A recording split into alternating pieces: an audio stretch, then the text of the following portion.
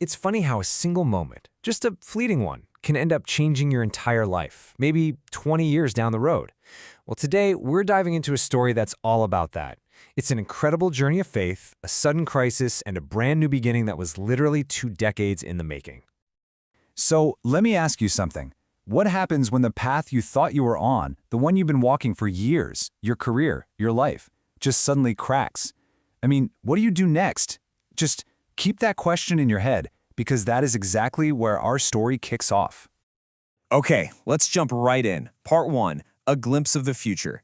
This is all about how a tiny seed was planted, a seed that took, you guessed it, over 2 decades to finally bloom.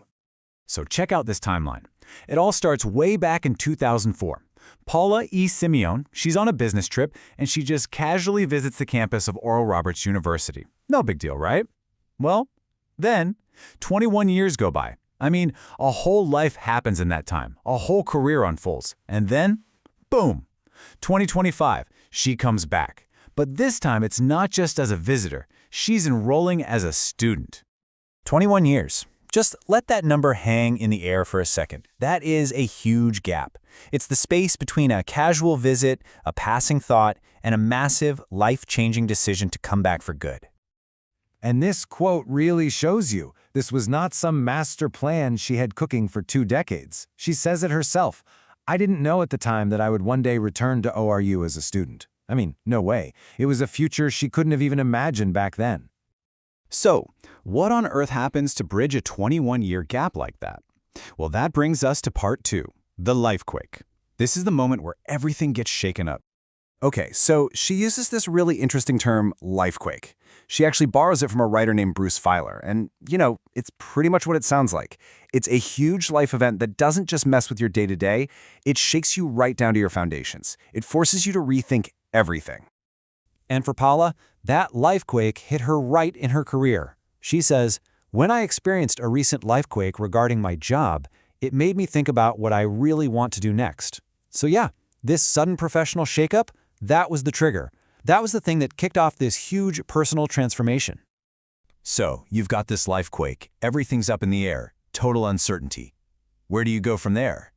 Well, that brings us to the real turning point of the story in part 3, an answer in faith. This is about finding a clear signal through all the noise. And you can really see that shift right here. On one hand, you've got the total confusion. She says, I had a few options in front of me. You can just feel the uncertainty, right?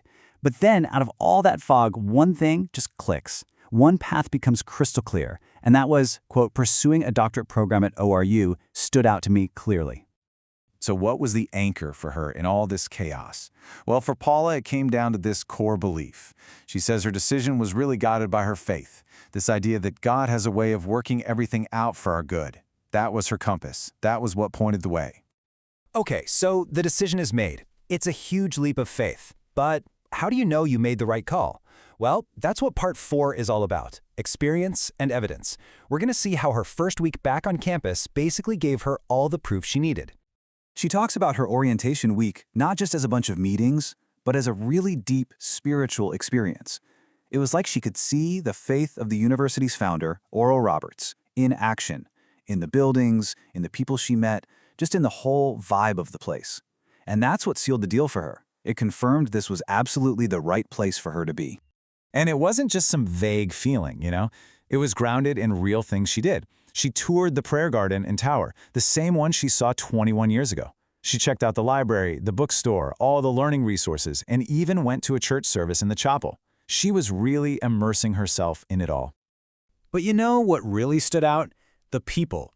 She makes a point to mention the great hospitality of Dr. J and Dr. Constable, as well as the outstanding team of staff and lecturers. In the end, it was that warm, welcoming community that made her feel like she truly belonged.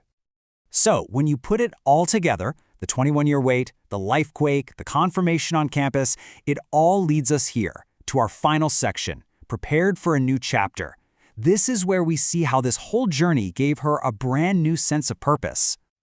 And here it is, the resolution. After all that uncertainty from the lifequake, she's now filled with this powerful conviction. The journey brought her here, and she says it with so much confidence. I feel ready and prepared to complete my DSL successfully. And I just love how she wraps this all up. It's not just about her.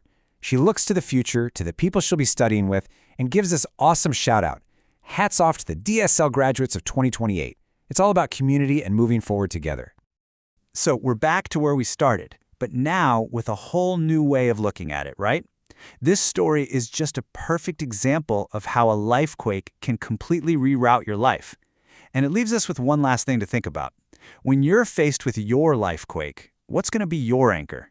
When the ground starts to shake, what's going to bring you clarity?